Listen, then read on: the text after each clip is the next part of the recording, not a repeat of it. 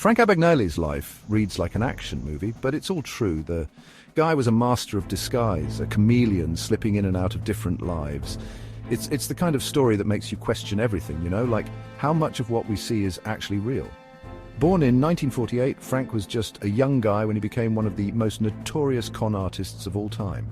Imagine having the world at your fingertips, the audacity to become anyone you want. That was Frank.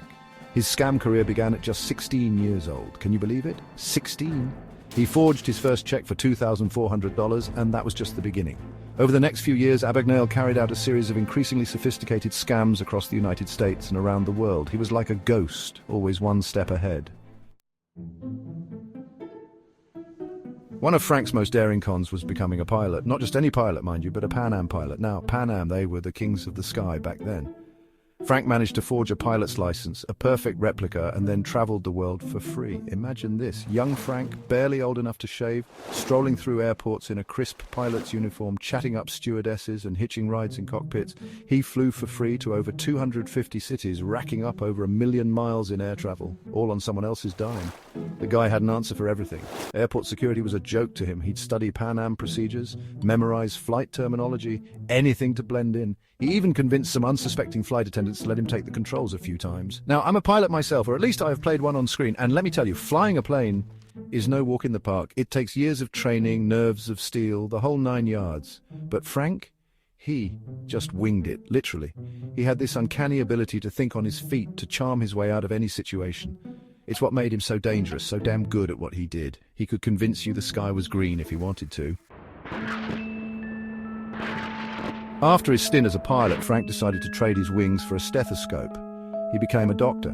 Not just any doctor, though. An attending physician at a Georgia hospital. And get this, he had 0 medical training. This wasn't some small-time operation either. He was working in a real hospital with real patients, making life-or-death decisions. Frank, being Frank, managed to fake his credentials, got himself a fancy lab coat, and started making rounds. He diagnosed patients, wrote prescriptions, the whole 9 yards. Can you imagine the audacity? The sheer nerve it took to look someone in the eye, someone who's sick and vulnerable, and pretend to have all the answers. The craziest part is, no one suspected a thing. He was so convincing, so sure of himself, that even experienced nurses and doctors bought his act. It's a testament to Frank's skill as a con man, but it also makes you wonder about the systems we have in place. How could someone with no medical training slip through the cracks like that? It's enough to make you want to check your own doctor's credentials twice.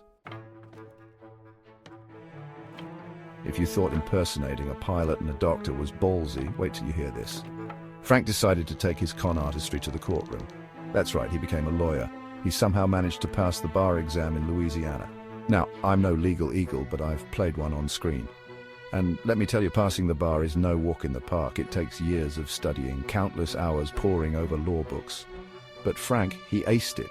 He even landed a job at the Louisiana State Attorney General's office. He wasn't arguing cases in court or anything, but he was working alongside real lawyers, drafting legal documents, the whole shebang.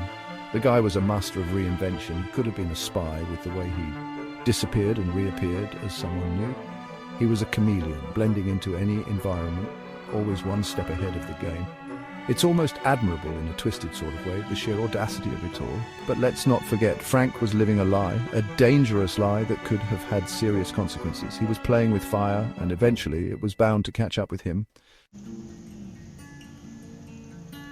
Frank Abagnale's story is a wild ride, a testament to the power of persuasion and the human desire to believe. It's a story that continues to fascinate and amaze, even decades later. It's a reminder that things aren't always what they seem, that the person you're talking to might not be who they say they are. It's a story about trust, about deception, about the fine line between reality and illusion, and comment for more.